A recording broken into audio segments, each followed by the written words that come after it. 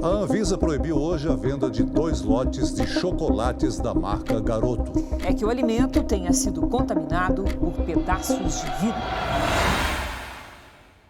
Então você está na década de 1970 e se torna o inventor da fórmula infantil, uma criação que salva vida para bebês que, por qualquer razão, não podem ser amamentados pelas suas mães. Mas apenas ajudar as mães que podem amamentar não é o suficiente. É um segmento tão pequeno da população, é uma base de clientes tão pequena que qual a chance de uma empresa grande fazer uma fortuna com isso?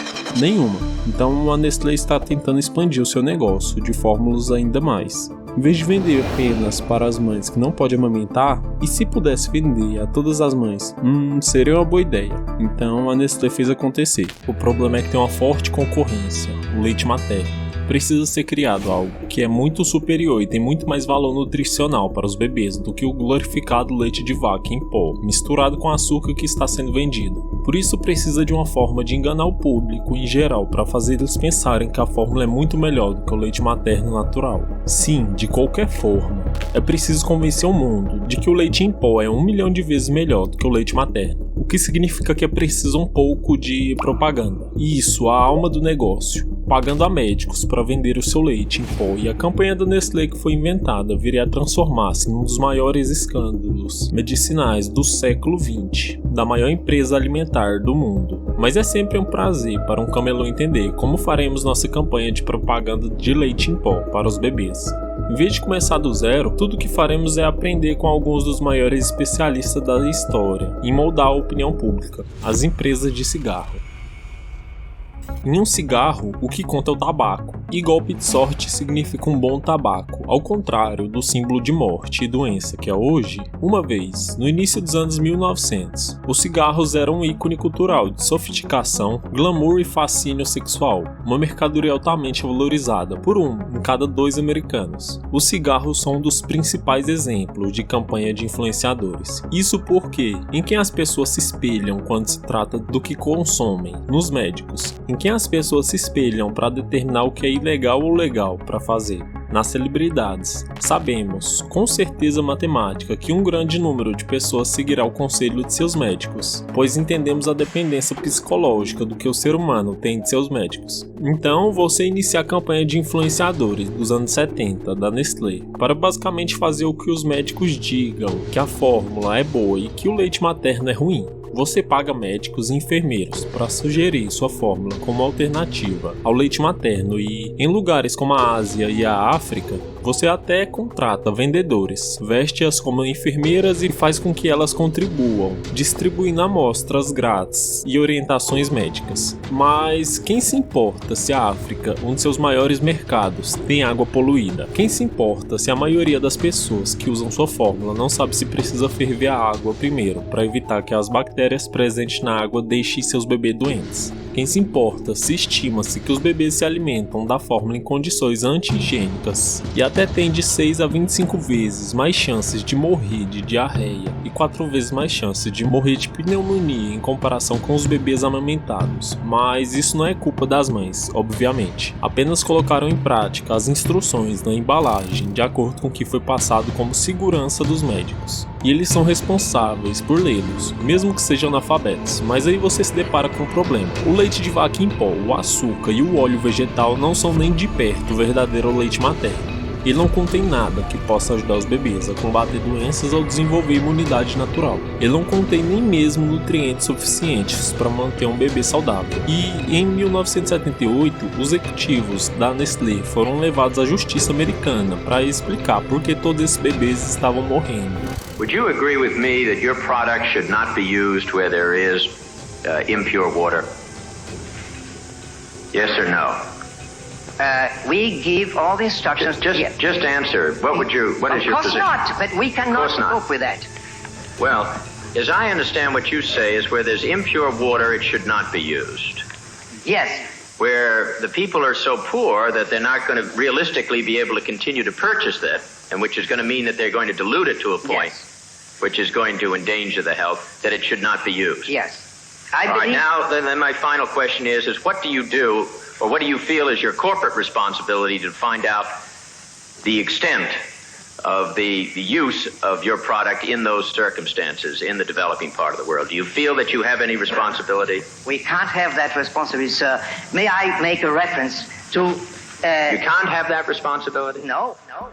Portanto, em 1981, a Organização Mundial da Saúde estabeleceu novas regulamentações, em que não se pode mais comparar o leite materno com alternativas de fórmulas. Isso é um problema que pode ser resolvido transferindo seu marketing para um lugar com menos restrições, como o Sudeste da Ásia e o Pacífico, onde as vendas de fórmulas estão disparando, enquanto age como se fosse o maior fã de leite materno nos Estados Unidos e a Europa, até mesmo criando uma banda de bebês para transmitir seu ponto de vista. E mesmo que depois de milhões de pessoas começarem a boicotar seus produtos, as leis mais rígidas foram postas em prática para impedi-los de enganar as pessoas para que usem a fórmula. E ainda há relatos de que a Nestlé pagou seus médicos para promover seus produtos, distribuindo amostras grátis e fazendo propaganda em hospitais até hoje. O leite em pó tem uma margem de lucro de 23%, o que significa que as empresas como a Nestlé ganham cerca de 23 centavos por cada dólar em vendas. E até 2026, esse setor deverá valer mais de 110 bilhões de dólares. Mas se você pensou que a Nestlé parou por aí, você está tristemente enganado. Qual é a principal coisa de que os seres humanos precisam para sobreviver, além da comida e a água? E é por isso que o negócio da água pode ser muito lucrativo, se for bem feito.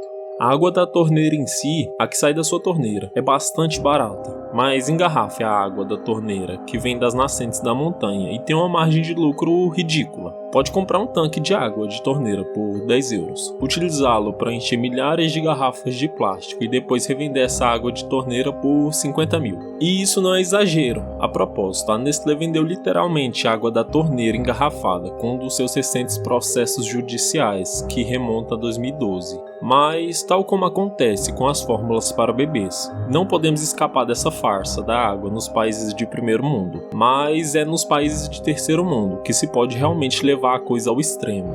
No Paquistão, em 2013, foi revelado que a Nestlé estava desviando água potável das aldeias e cidades e depois as engarrafando elas nas suas fábricas, revendendo depois essa água às mesmas pessoas a quem ela já tinha tirado. Aqui está o que o presidente da Nestlé tinha a dizer sobre se todo mundo deve ou não deve ter acesso à água. Die eine Anschauung, extrem würde ich sagen, wird von einigen von den NGOs vertreten, die darauf pochen, dass Wasser zu einem öffentlichen Recht erklärt wird. Das heißt, als Mensch sollten Sie einfach Recht haben, Wasser zu haben. Das ist die eine Extremlösung. Und die andere, die sagt, Wasser ist ein Lebensmittel, so wie jedes andere Lebensmittel, sollte das einen Marktwert haben. Ich persönlich glaube, es ist besser, man gibt einem Lebensmittel einen Wert, sodass wir alle bewusst sind, dass das etwas kostet und dann anschließend versucht, dass man mehr spezifisch für diesen Teil der Bevölkerung, der keinen Zugang zu diesem Wasser hat, dass man dann dort etwas spezifischer eingreift und da gibt es ja verschiedene Möglichkeiten. Also. Uma década mais tarde, clarifica sua posição. There are apparently some misconceptions about my ideas on water. Let me make it clear from the beginning. I have always supported the human right to water. Everyone should have enough clean, safe water to meet their fundamental daily needs. About 50 to 100 liters per day. Mas se pensava que a Nestlé tinha parado por aí, estão tristemente, mais uma vez, enganados. A fórmula para os bebês da Nestlé é ruim, a água engarrafada da Nestlé é ruim, mas pelo menos os doces estão bem, certo? O que poderia ser mais inocente do que um Kit Kat? Mais uma vez, 3 milhões de toneladas de chocolate são consumidas todos os anos, mas já alguma vez se perguntou de onde vêm essas colheitas de cacau? Uma boa parte é cultivada na África, incluindo as utilizadas pela Nestlé, o que pode envolver muita escravatura infantil e trabalho forçado. O chocolate é um dos produtos pelos quais a Nestlé é mais famosa. O Kit Kat e o Milk Bar são todos barras de chocolate da Nestlé. E sejamos realistas, O cacau é caro, temos de trazer da África, o que faz corroer os nossos lucros. Por isso, o que faremos? A Nestlé prometeu libertar os seus chocolates do trabalho escravo até 2005 e não cumpriu esse prazo e todos os prazos que foram postos a eles. A desculpa é que a utilização de trabalho infantil na nossa cadeia de fornecimento de cacau vai contra tudo que defendemos. O vice-presidente da Nestlé, José Lopes, diz que nenhuma empresa que adquire cacau da Costa do Marfim pode garantir que isso não aconteça, mas podemos dizer que o combate ao trabalho infantil é uma prioridade máxima para a empresa, fim das citações nesse caso, o que obviamente deixou as pessoas ainda mais zangadas.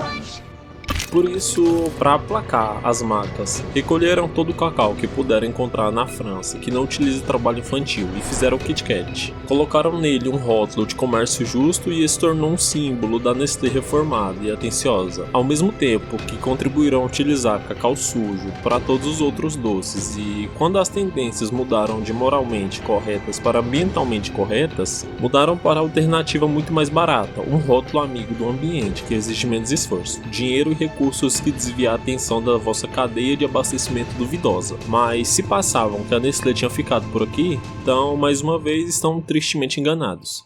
Em 2002, estavam no meio de uma das piores fomes da história. E o que isso tem a ver com a Nestlé? Bem, em 1986, a Nestlé comprou uma empresa alemã sediada na Etiópia, que tinha sido nacionalizada nos anos 70. O governo etíope devia dinheiro à Nestlé e ofereceu $1,5 milhão como compensação. Mas em 2002, devido à nova taxa de câmbio, esse montante tornou-se $6 milhões, sendo que eles poderiam ter fornecido água potável a 1,5 milhão de famílias ou medicamentos contra a diarreia a 750 mil crianças. Mas em vez de anular essa dívida, exigiram o vosso dinheiro de volta, mesmo quando estavam a ter lucros de $3,9 milhões anuais. Se antes as pessoas não gostavam da Nestlé, agora o odeiam realmente, e ao tentarem obter o dinheiro de volta da Etiópia, cometeram o que viria a ser conhecido como o maior erro das relações públicas da década. Atualmente, a Nestlé é a maior empresa alimentar do mundo, mesmo depois dos anos de táticas controversas. Para dizer o mínimo, ninguém pode negar a necessidade internacional de água, leite em pó e, sim, até mesmo do chocolate. E a Nestlé tem feito um bom trabalho em manter a sua passagem obscura sobre os seus envoltórios, pelo que as pessoas continuam a comprar seus produtos das suas quase 2.000 marcas diferentes. A Nestlé opera em 190 países, emprega quase 300 mil pessoas e tem 376 fábricas em todo o mundo. A Nestlé é um dos maiores empregadores da Europa e uma potência de uma empresa alimentar. Então é por isso, e se você gostou desse vídeo e quer mais vídeos, se inscreva no canal e deixe seu like para sabermos que você gostou.